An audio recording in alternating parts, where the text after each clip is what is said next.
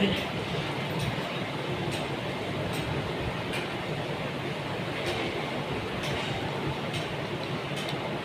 عليكم ورحمة الله وبركاته.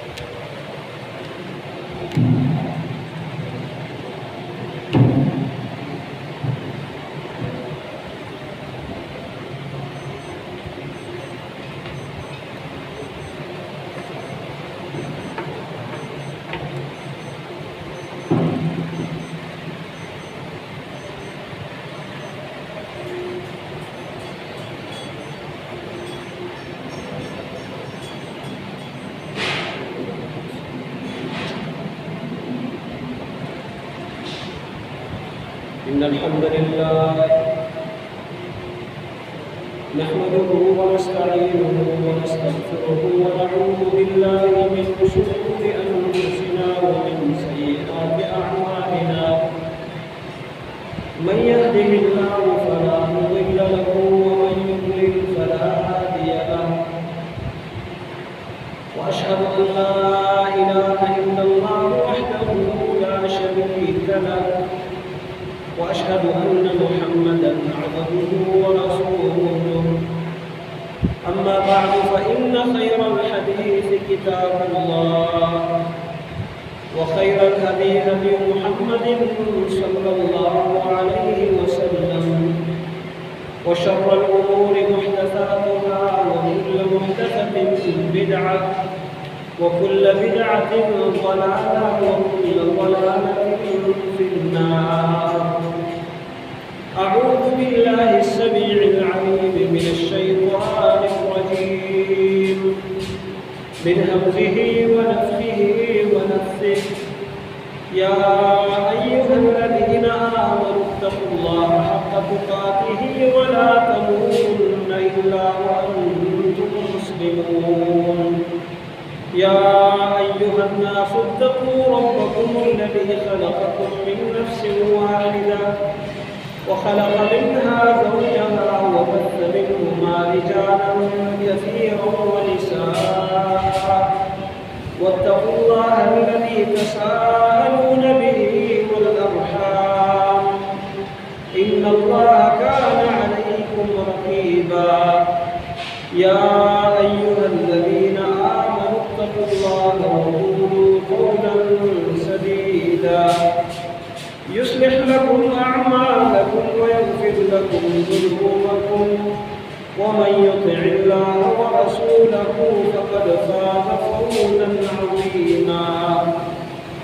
اللهم صل على محمد وعلى آل محمد محمد كما صليت على إبراهيم وعلى آل إبراهيم إنك حميد مجيد اللهم بارك على محمد وعلى آل محمد كما باركت على إبراهيم وعلى آل إبراهيم إنك حميد مجيد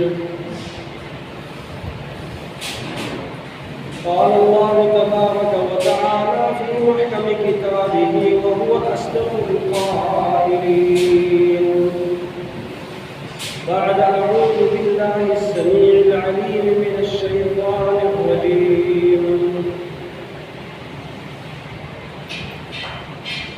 ومن رحمته جعل لكم الليل والنهار لتسكنوا فيه ولتبتغوا من فضله ولعلكم تشكرون وقال تعالى في مقام آخر ثم يبعثكم فيه ليقضى أجل مسمى ثم إليه مرجعكم ثم ينبئكم بما كنتم تعملون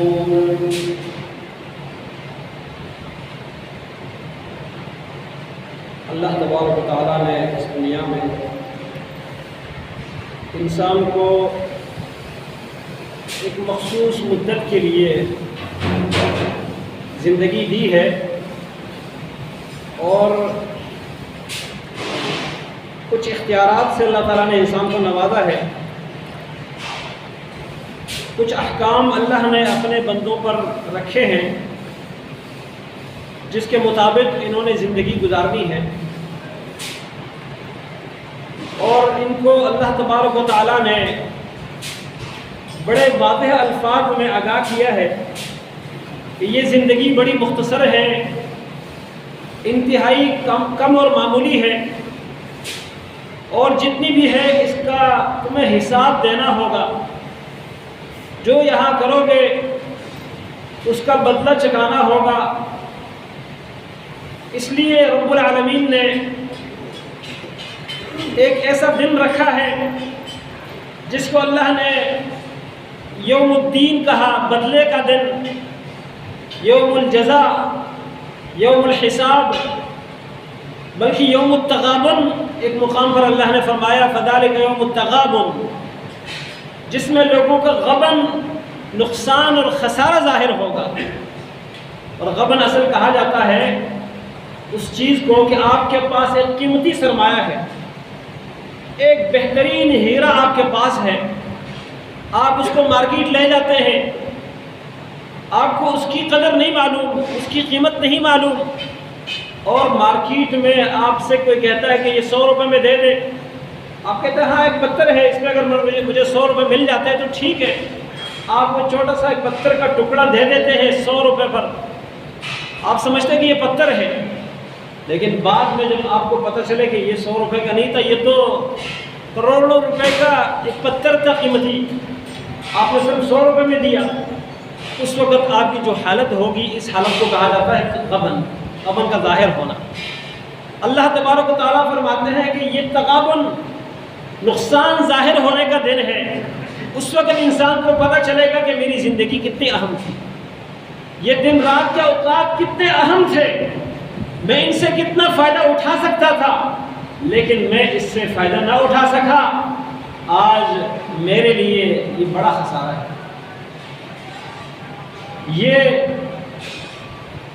قیامت کے ناموں میں سے ایک نام ہے، لیکن قیامت آنے سے پہلے جب انسان کے پاس ملک الموت آتا ہے اور اس کی دنیا سے رخصتی کا دن ہوتا ہے، رخصت کرنے کے لیے، رخصتی لینے کے لیے، اس کی روح کو قبض کرنے کے لیے جب فرشتے آتے ہیں، اس حالت کو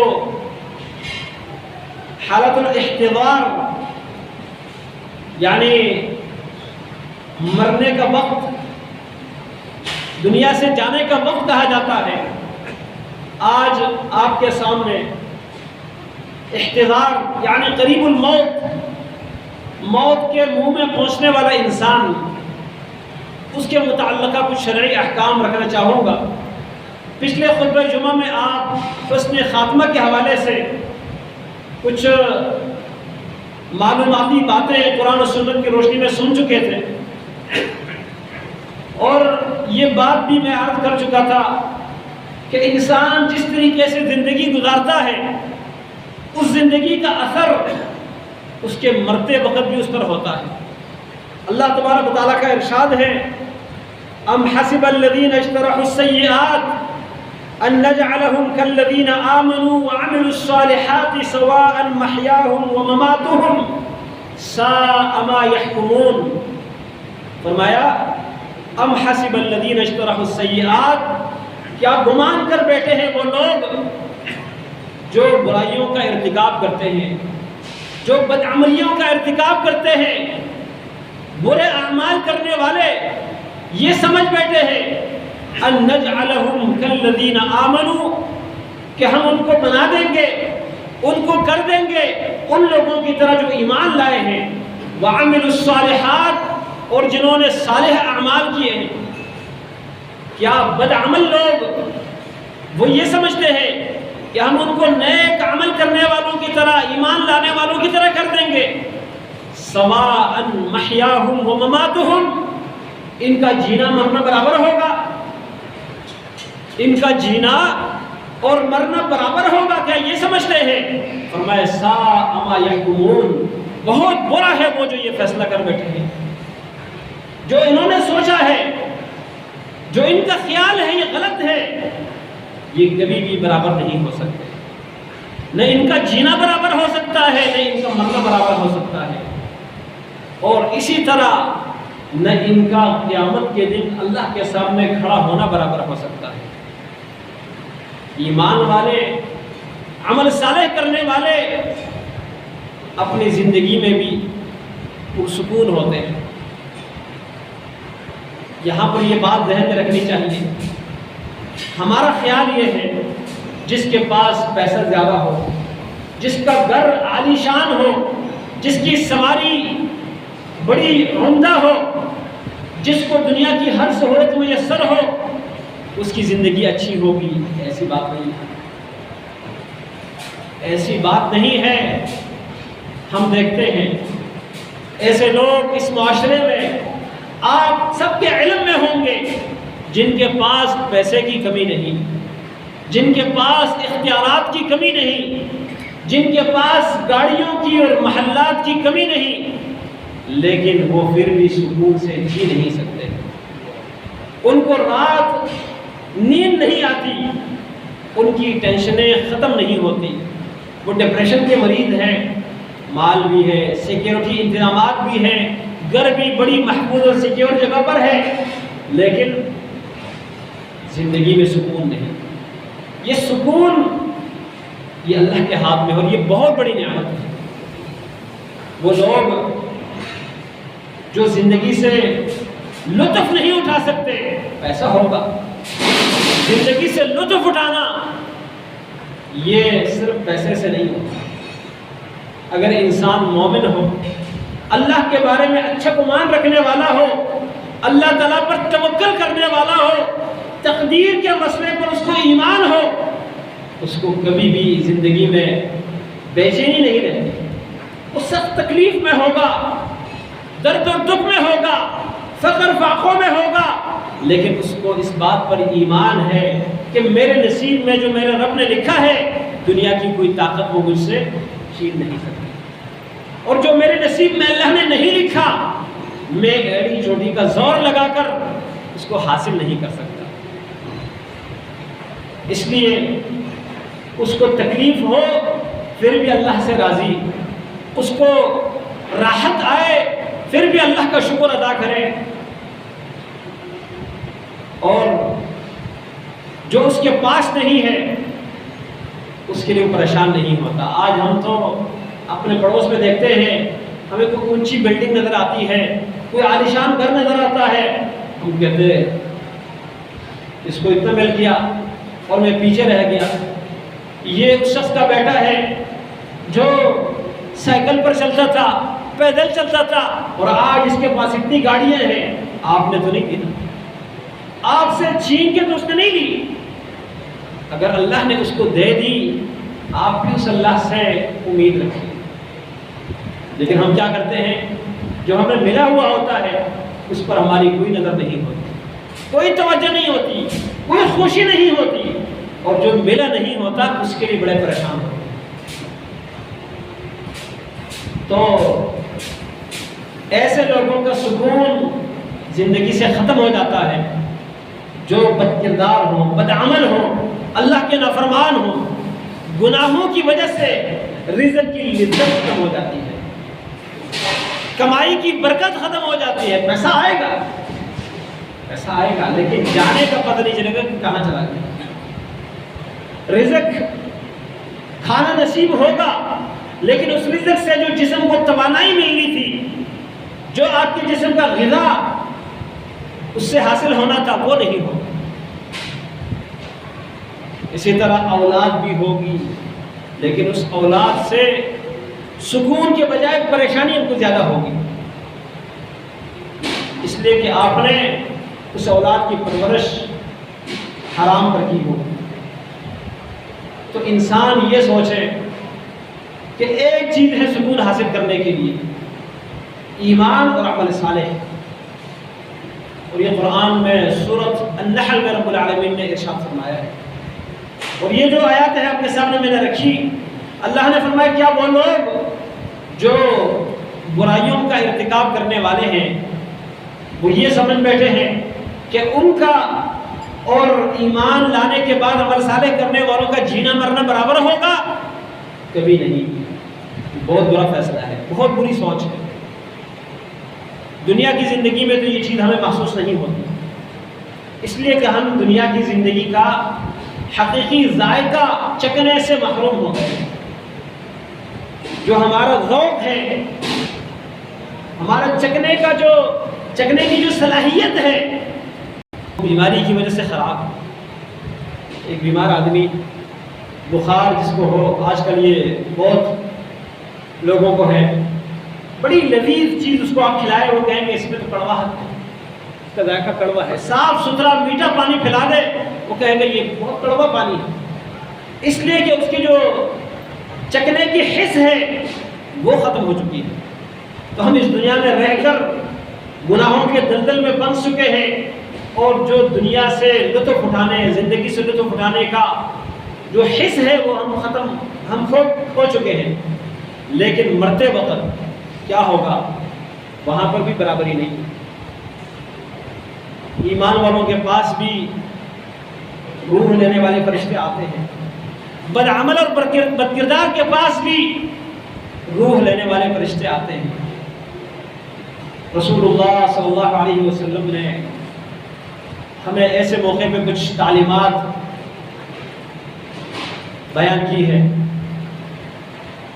جب انسان کسی قریب الموت کے پاس ہو تو ایک تو رسول اللہ صلی اللہ علیہ وسلم نے بیان فرمایا ہے کہ اپنے لیے کوئی بد دعا نہ کرے، بد دعا نہ کرے۔ لا تقولوا الا خیرا، خیر کی بات کہے، خیر کی دعا کرے، بد دعا نہ کرے۔ فإن الملائکۃ یؤمنون علی ما تقولون، کیونکہ فرشتے تمہاری دعاؤں پر آمین کہتے ہیں۔ ام سلمہ رضی اللہ عنہ بیان کرتی ہیں کہ میرے شوہر ابو سلمہ رضی اللہ عنہ سخت بیمار تھے، مرض الموت میں تھے۔ رسول اللہ صلی اللہ علیہ وسلم ہمارے پاس پہنچے، تشریف لائے۔ آپ نے میرے شوہر کو بے ہوشی کی حالت میں پایا، ان کی آنکھیں نکل چکی تھی۔ تو آپ صلی اللہ علیہ وسلم نے جب یہ حالت دیکھی، ان کی آنکھیں بند کر لی، آنکھیں بند کر لی، اور فرمایا جب انسان کے روح لینے کے لیے فرشتے آتے ہیں، انسان کی نگاہ ان فرشتوں پر ہوتی ہے، اور جب وہ فرشتے اس کی روح کو لے کے چلے جاتے ہیں، وہ نگاہ اس کے پیچھے چلی جاتی ہے، نظر اس کے پیچھے پڑتی ہے۔ جب یہ بات کہی تو گھر میں خواتین نے رونا شروع کر دیا، چیخنا چلانا شروع کر دیا۔ آپ نے فرمایا ایسی کوئی بات نہ کہو جو بری ہو، کیونکہ فرشتے وہ بھی میت کے پاس حاضر ہوتے ہیں اور وہ تمہاری دعاؤں پر آمین کہتے ہیں۔ اگر وہ دعا کرو گے کہ میرے لیے ہلاکت ہو، میرے لیے بربادی ہو، تو فرشتے اس پر آمین کہیں گے کہ ہاں میرے لیے ہلاکت اور بربادی ہو۔ لیکن اگر خیر کی دعا کرو گے تو اس پر بھی فرشتے آمین کہیں گے۔ پھر نبی صلی اللہ علیہ وسلم نے دعا دی، اللہم اغفر لأبی سلمہ وارفع درجته في المهديين واخلفه في عقبه في الغابرين ونور له في قبره وافسح له في قبره ونور له فيه۔ اے اللہ ابو سلمہ کو بخش دے اور اس کا درجہ ہدایت پانے والوں میں بلند فرما دے، ان کے پیچھے رہنے والوں کا بہترین نگہبان بن جائے، اس کے قبر کو کشادہ کر دے اور اس کے لیے قبر میں روشنی کر دے۔ یہ دعا فرمائی۔ اسی طرح رسول اللہ صلی اللہ علیہ وسلم میت کے پاس حاضر ہونے والوں کو یہ تعلیم دیتے ہیں کہ لقنوا موتاکم لا الہ الا اللہ، جس کی روح نکل رہی ہو، قریب الموت ہو، اس کو لا الہ الا اللہ کی تلقین کرو، لا الہ الا اللہ کی تلقین کرو۔ جیسے پچھلے خطبہ جمعہ میں آپ سن چکے تھے، رسول اللہ صلی اللہ علیہ وسلم اپنے چچا کے پاس حاضر ہے، مطالب کے پاس، اس کو کلمہ کی تلقین کر رہے ہیں لیکن وہ کلمہ پڑھنے کے لیے تیار نہیں ہے۔ اور میں نے وجہ بیان کی تھی کہ برے دوستوں کی دوستی کی وجہ سے انسان کلمہ پڑھنے سے بھی بعض دفعہ محروم ہو جاتا ہے۔ ابو جہل اور امیہ بن خلف، ان کی موجودگی کی وجہ سے ابو طالب نے کہا ہوا علی ملت عبد المطلب، کہ میں اپنے دادا کے، اپنے والد کے دین پر ہوں، کلمہ نہیں پڑھا۔ لیکن رسول اللہ صلی اللہ علیہ وسلم ایک لڑکے کی ایسی بیماری میں حاضر ہے جس کی روح نکل رہی ہے، قریب الموت ہے، اور وہ لڑکا رسول اللہ صلی اللہ علیہ وسلم کی خدمت کرتا تھا یہودی لڑکا تھا، نبی علیہ السلام کی خدمت کرتا تھا۔ جب وہ بیمار ہوا، شدید ترین بیماری میں ہے، نبی علیہ السلام عیادت کرنے پہنچ گئے، تیمارداری کے لیے پہنچ گئے، یہودی لڑکا ہے۔ لیکن جب آپ نے دیکھا کہ یہ آخری سانسوں میں ہے، نبی علیہ السلام نے فرمایا قل لا الہ الا اللہ، بیٹا لا الہ الا اللہ کہہ دو، یہ کہہ دو کہ اللہ کے سوا کوئی عبادت کا حقدار نہیں، اور یہ کہہ دو کہ محمد صلی اللہ علیہ وسلم اللہ کے سچے رسول ہیں۔ اس بچے نے اپنے باپ کی طرف دیکھا، بول نہیں سکتا تھا، لیکن باپ کو دیکھ کر آنکھوں میں اجازت مانگنا چاہ رہا تھا۔ باپ نے کہا اطیع ابو القاسم، بیٹا ابو القاسم کی بات مان لو۔ ابو القاسم رسول اللہ صلی اللہ علیہ وسلم کی کنیت تھی، نبی علیہ السلام کے بڑے بیٹے جس کا نام عبداللہ بھی تھا، اس کو قاسم کہا جاتا تھا، اور یہودی خاص طور پر اللہ کے نبی صلی اللہ علیہ وسلم کو ابو القاسم کے نام سے پکارتے تھے، کیونکہ رسول تو کہتے نہیں تھے، لیکن عرب معاشرے میں کنیت کے ساتھ پکارنے یہ احترام کا تقاضا ہوتا ہے۔ تو کہنے لگا ابو القاسم کی بات مان لو۔ اس بچے نے کہا اشہد ان لا الہ الا اللہ واشہد ان محمدا عبدہ ورسولہ، اور اس کے کچھ دیر بعد وہ فوت ہو گیا۔ رسول اللہ صلی اللہ علیہ وسلم وہاں سے نکلے، صحیح مسلم کی حدیث ہے، اور آپ نے فرمایا الحمدللہ الذی انقذہ بی من النار، الحمدللہ الذی انقذہ بی من النار، اس اللہ کی تعریف ہے جس نے میری وجہ سے، میری ذریعے سے اس بچے کو جہنم سے چھٹکارا دیا۔ اللہ کے نبی صلی اللہ علیہ وسلم کی خدمت کرتا تھا، نیک لوگوں کی صحبت میں رہنا، اس سے موت کے وقت بھی کلمہ نصیب ہو جاتا ہے۔ میں نے آپ کے سامنے دونوں مثالیں پیش کر دی۔ ایک ہے جو اسلام کے لیے اپنی چودراہٹ استعمال کرتے ہوئے نبی صلی اللہ علیہ وسلم کا دفاع کرتے ہیں، مکہ کے سرداروں کا مقابلہ کرتے ہیں، لیکن دوستی ان کے ساتھ ہے تو مرتے وقت کلمہ پڑھنے سے محروم ہو جاتے ہیں۔ اور دوسرے ہیں جو یہودی کا بیٹا ہے لیکن نبی علیہ السلام کی خدمت کرنے کے سلے میں اللہ تعالیٰ نے کلمہ نصیب کروا دیا۔ اس لیے اچھے اور نیک لوگوں کی صحبت میں رہنا انسان کے لیے بہت بڑا خیر کا باعث ہے۔ امام ابن قیم رحمہ اللہ نے بہت سارے ایسے واقعات ذکر کیے ہیں جو قریب الموت ہیں ان کے پاس لوگ آ کے کہتے لا الہ الا اللہ کہہ دو. ان میں سے بعض ایسے ہیں، ایک کے پاس گھر والوں نے کہا لا الہ الا اللہ کہہ دو، وہ کہہ نہیں پا رہا تھا، آخر میں اس نے کہہ دیا کہ جو تم کہہ رہے ہو میں اس کو نہیں مانتا، جو تم کہہ رہے ہو لا الہ الا اللہ میں اس کو نہیں مانتا، اور دنیا سے چلا گیا. امام ابن قیم رحمہ اللہ فرماتے ہیں بعد میں اس کے بارے میں پتہ چلا کہ یہ نشئی تھا، ہمیشہ نشہ کرتا تھا. تو نشہ ایسی خراب چیز ہے، اور اس سے استدلال کرتے ہوئے بعض علماء نے لکھا ہے کہ جس کے منہ میں نشاور مواد ہو، اور نشاور مواد صرف شراب نہیں، ما اسکر کثیرہ فقلیلہ حرام، کسی چیز کا زیادہ مقدار استعمال کرنے سے نشہ ہوتا ہے، اس کا تھوڑا سا استعمال کرنا بھی حرام ہے. کل مسکر خمر وکل خمر حرام، ہر نشاور چیز خمر ہے اور ہر خمر حرام ہے.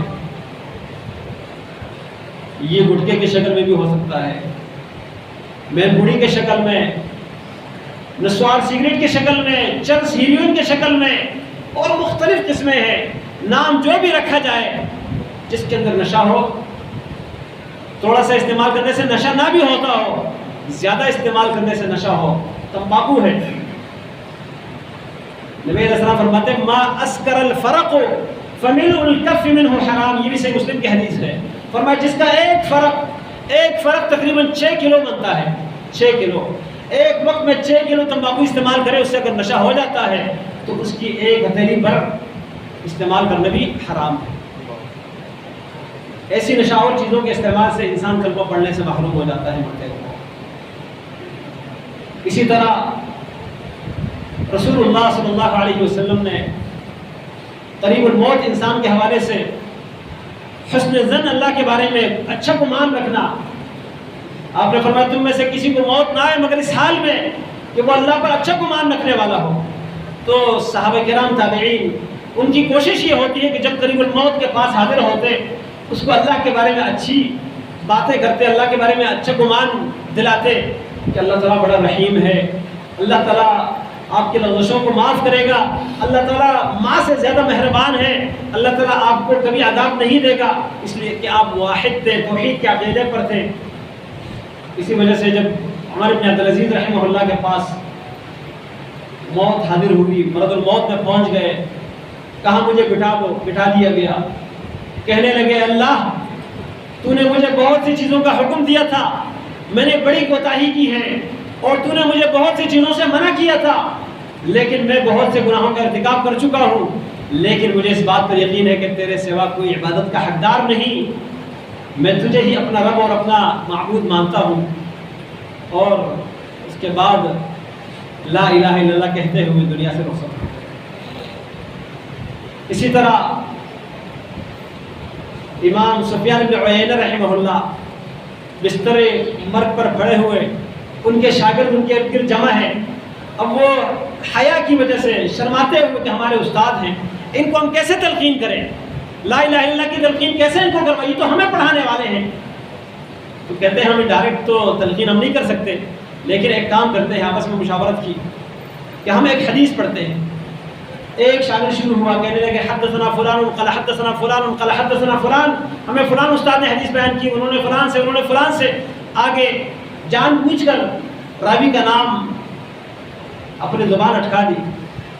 دوسرے نے کہا میں بتاتا ہوں، اس نے پڑھنا شروع کیا، ہمیں سفیان بن عیینہ نے انہوں نے فلان سے روایت بیان کی، آگے لفظ راوی کا نام کہنا چھوڑ گئے.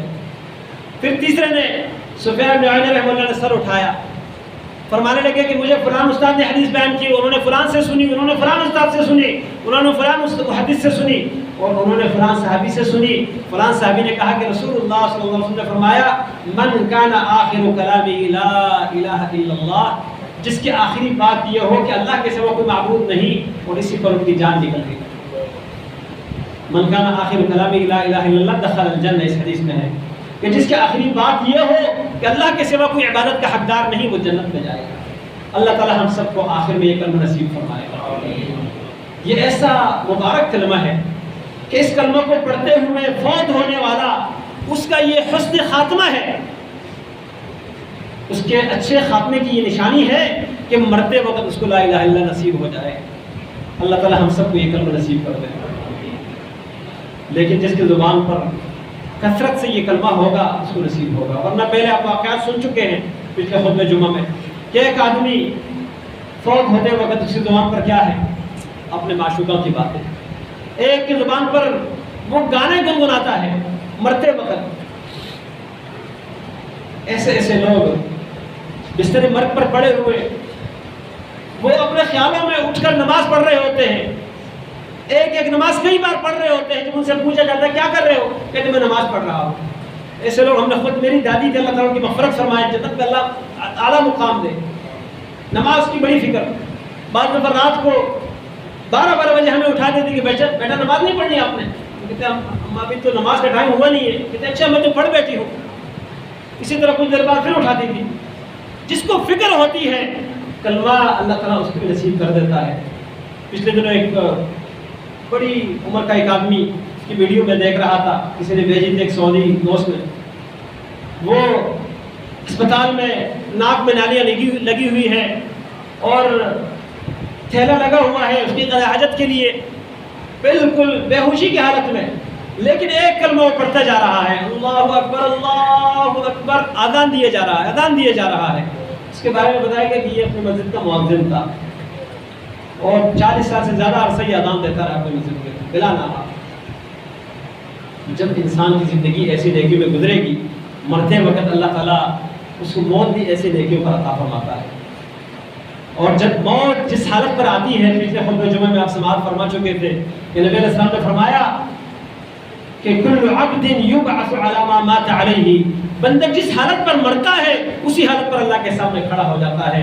وہ احرام کی حالت میں فوت ہونے والا کا واقعہ آپ نے سنا ہوگا۔ شہید کے بارے میں اللہ کے نبی صلی اللہ علیہ وسلم فرماتے ہیں جو اللہ کے راستے میں شہید کیا جاتا ہے، قیامت کے دن رب کے سامنے کھڑا ہوگا، اس کا زخم تر و تازہ ہوگا، اس سے خون نکلے گا لیکن خون نہیں ہوگا، اس کا رنگ خون کا ہوگا، خوشبو کستوری کی ہوگی، اور رب کے سامنے کھڑا ہو کے کہے گا اللہ یہ جو میرے ساتھ ہوا تیرے راستے میں ہوا، تیری وجہ سے ہوا، میرا کوئی ذاتی معاملہ نہیں تھا۔ آج تو ذاتی دشمنیوں میں ہمارا خون بھی گر جاتا ہے، مال بھی لگ جاتا ہے، گالیاں بھی سہ لیتے ہیں، اللہ کے دین کے لیے ہم کسی چیز کو برداشت کرنے کو تیار نہیں ہوتے۔ حسن خاتمہ کی نشانی یہ ہوتی ہے کہ انسان کو آخری لمحات میں کلمہ نصیب ہو جائے۔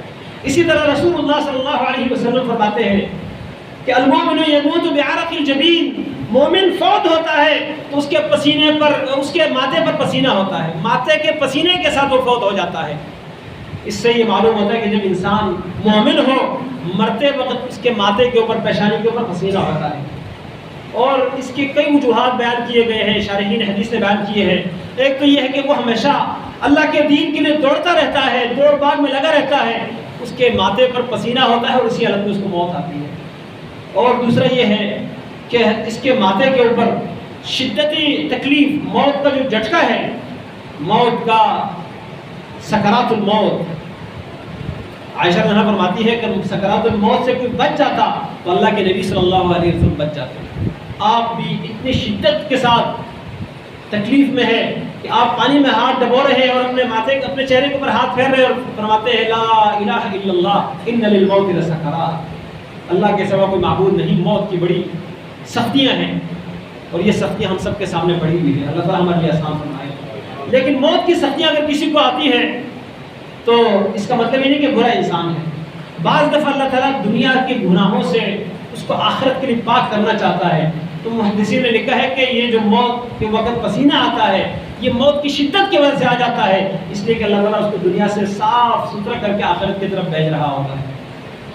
اسی طرح بعد نے یہ بھی لکھا ہے کہ ماتھے پر، پیشانی پر جو پسینہ آتا ہے اس لیے آتا ہے کہ اس انسان کے پاس جو فرشتے آتے ہیں وہ اس کو اللہ کی طرف سے خوشخبریاں سناتے ہیں، سلام علیکم طبتم فادخلوها خالدین، اللہ تخافوا ولا تحزنوا، تو یہ شرمندہ ہو جاتا ہے کہ اللہ میں تو بڑا کوتاہی کرنے والا تھا اور تو نے اتنا رحم کیا، مجھے معاف کر دیا۔ کہتے شرمندگی کی وجہ سے ماتھے پر پسینے آتے ہیں، مختلف وجوہات ہے بہرحال، لیکن مومن جب فوت ہوتا ہے تو اس کے ماتھے کے اوپر، پیشانی کے اوپر ٹھنڈے پسینے آتے ہیں۔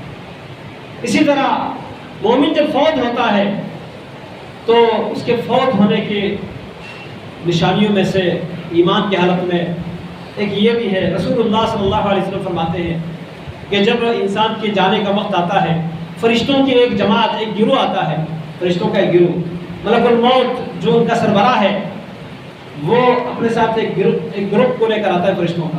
ان کے پاس ایک کپڑا ہوتا ہے، جنتی ہے تو اس کے لیے جنت کا کپڑا، اور جہنمی ہے تو اس کے لیے جہنم سے انتہائی بدبودار کپڑا، اس کے اوپر خوشبو یا بدبو لگی ہوتی ہے، اور یہ اس کے روح کے لیے کفن ہے. جسم کو تو کفن لوگ پہناتے ہیں، لیکن روح کے لیے کفن فرشتے جنت یا جہنم سے لے کر آتے ہیں. اور فرمایا وہ فرشتوں کا جو گروہ ہے وہ بیٹھ جاتا ہے جہاں اس کی نظر پہنچتی ہے اتنی دور کے فاصلے پر، اور ایک فرشتہ ان میں سے آ جاتا ہے اور پھر اس کے روح کو نکالنے لگ جاتا ہے. تو یہ مومن جب ایمان کی حالت میں ہوتا ہے بسا اوقات یہ مرتے وقت مسکرا جاتا ہے، فرشتوں کو دیکھ کر ان کے آنے سے اس کو خوشی ہوتی ہے. بلکہ علامہ ابن قیم رحمہ اللہ نے لکھا ہے کہ بعض لوگ ایسے بھی دیکھے گئے ہیں کہ مرتے وقت ان کے زبان سے یہ الفاظ نکلے ہیں کہ مرحبا بملائکۃ ربی، میرے رب کے ملائکوں کو خوش آمدید کہتا ہے. اسی طرح بعض کے زبان سے وعلیکم السلام کا لفظ سنا گیا ہے، جب کوئی سلام کرنے والا وہاں نہیں ہوتا. اس سے معلوم ہوتا ہے کہ ایسے نیک لوگوں پر فرشتے سلام بھی کرتے ہیں. قرآن نے بھی یہ بات ذکر کی ہے، تتنزل علیہم الملائکہ، فرشتے نازل ہوتے ہیں، اللہ تخافوا ولا تحزنوا. اور ایک آیت میں اللہ تعالیٰ فرماتا ہے سلام علیکم طبتم، تم پر سلامتی ہو اللہ کی طرف سے. تو یہ جواب دیتا ہے وعلیکم السلام. تو بعض دفعہ مرتے وقت انسان کی چہرے پر جو مسکراہٹ ہوتی ہے یا اچھی حالت ہوتی ہے، یہ بھی اس کے اچھی حالت کی نشانی ہے. اور بسا اوقات اس کا چہرہ بالکل کالا اور سیاہ ہو جاتا ہے، انتہائی غمزدہ ہو جاتا ہے. یہ فرشتوں کو دیکھ کر اس کے گھبراہٹ اور ہیبت کی حالت، یہ اچھی خبر نہیں ہے. اسی طرح انسان جمعے کے دن فوت ہو جائے یا جمعے کی رات، اس بارے میں صحیح حدیث ہے کہ جو جمعے کی رات یا دن کو فوت ہوتا ہے مومن، یہ صرف مومن کے لیے ہے، تو قبر کے عذاب سے وہ محفوظ کر دیا جاتا ہے. اور اسی طرح جو شہید ہے، اللہ کے راستے میں شہید ہونے والا، یہ اس کا حسن خاتمہ ہے کہ وہ اللہ کے راستے میں لڑتا ہوا شہید ہو گیا. لیکن شہداء نبی صلی اللہ علیہ وسلم فرماتے ہیں اللہ کے راستے میں لڑنے والے شہید کے علاوہ میری امت کے شہداء 5 ہیں. ایک روایت میں 7 بھی ذکر ہیں. ان میں سے تعاون کی بیماری میں فوت ہونے والا، پیٹ کی بیماری میں فوت ہونے والی خاتون، مطلب یہ کہ جو امید سے ہو، حمل کے دوران یا ولادت کے دوران فوت ہو جاتی ہے. اسی طرح پیٹ کی بیماری سے یہ بھی مراد ہے کہ جس کو ہیضہ ہو جائے، الٹیاں اور موشن لگ جائے، وہ بھی فوت ہو جائے تو یہ بھی شہید ہے. جو آبادی کے نیچے دب کر مر جائے یا آبادی سے گر کر مر جائے وہ بھی شہید، جل کر مرنے والا بھی شہید. اسی طرح جو انسان ذات الجنب ایک بیماری ہے، ایک کروٹ پر ایک رگ کے اندر کوئی بیماری پیدا ہو جاتی ہے اور وہ پھیلتی ہے یہاں تک کہ وہ مر جاتا ہے، اس بیماری پر مرنے والا بھی شہید. اور نبی علیہ السلام نے فرمایا جو اپنا مال بچاتے ہوئے، مال کا دفاع کرتے ہوئے ڈکیتوں کے سامنے، یا جان کو بچاتے ہوئے، یا اپنی عزت کو بچاتے ہوئے، یا اپنے دین کو بچاتے ہوئے مارا جاتا ہے، یہ بھی شہید. تو ان شہداء کے لیے بھی اچھی خبر ہے. اللہ رب العالمین ہمارا خاتمہ بھی ایمان کے ساتھ کر دے. اللہ تعالیٰ برے خاتمے سے ہم سب کو محفوظ رکھے، ان اسباب سے رب العالمین ہمیں محفوظ رکھے جو خاتمہ کو خراب کرنے کے اسباب بنتے ہیں. اور جب کسی کو موت کا وقت قریب ہوتا ہے، ایک تو اس کے ساتھ بیٹھے ہوئے لوگوں کو چاہیے کہ وہ دعائیں کرے، بد دعا نہ کرے. دوسرا یہ کہ اللہ کے بارے میں اچھا گمان دلائے، اور تیسرا یہ ہے کہ وہ اس کو لا الہ الا اللہ کی تلقین کرے. اور چوتھے نمبر پر یہ ہے، سلف صالحین سے یہ بات ثابت ہے قرآن کریم کی آیت سے استدلال کرتے ہوئے، کہ جب انسان کے مرنے کا وقت آتا ہے تو اس کا چہرہ قبلے کی طرف کر دے، اس کو چہرے کی طرف، اس کو قبلے کی طرف پھیر دے. کیونکہ اللہ تعالیٰ نے اس قبلے کے بارے میں جو قرآن کریم میں فرمایا اور حدیث کے اندر نبی علیہ السلام نے فرمایا قبلتکم احیاء و امواتا، یہ زندہ حالت میں بھی تمہارا قبلہ ہے اور فوت ہونے کے بعد بھی یہ تمہارا قبلہ ہے. مرنے کے بعد قبر میں بھی میت کو اسی طرح لڑایا جاتا ہے جیسے انشاءاللہ آئندہ ذکر کریں گے. کچھ روایت میں یہ بات آئی ہے کہ قریب الموت کے سامنے سورۃ یاسین کی تلقین کرنی چاہیے. وہ روایت سند کے اعتبار سے ثابت نہیں ہے، اگرچہ اس میں فوائد بیان کیے گئے ہیں کہ اس کو روح نکلنا اس کے لیے آسان ہو جاتا ہے، لیکن جو چیز صحیح سند سے اللہ کے نبی صلی اللہ علیہ وسلم سے ثابت نہ ہو اس کو ہم دین نہیں کہہ سکتے، اس کو سنت نہیں کہہ سکتے. اللہ تعالیٰ ہمیں صحیح معنوں میں اللہ کے نبی صلی اللہ علیہ وسلم کی پیروی کرنے کی توفیق عطا فرمائے. اللہ تعالیٰ ایمان کی حالت میں ہمیں زندہ رکھے، ایمان کی حالت میں ہمیں موت ہے. ربنا ظلمنا انفسنا وان لم تغفر لنا وترحمنا لنكونن من الخاسرین.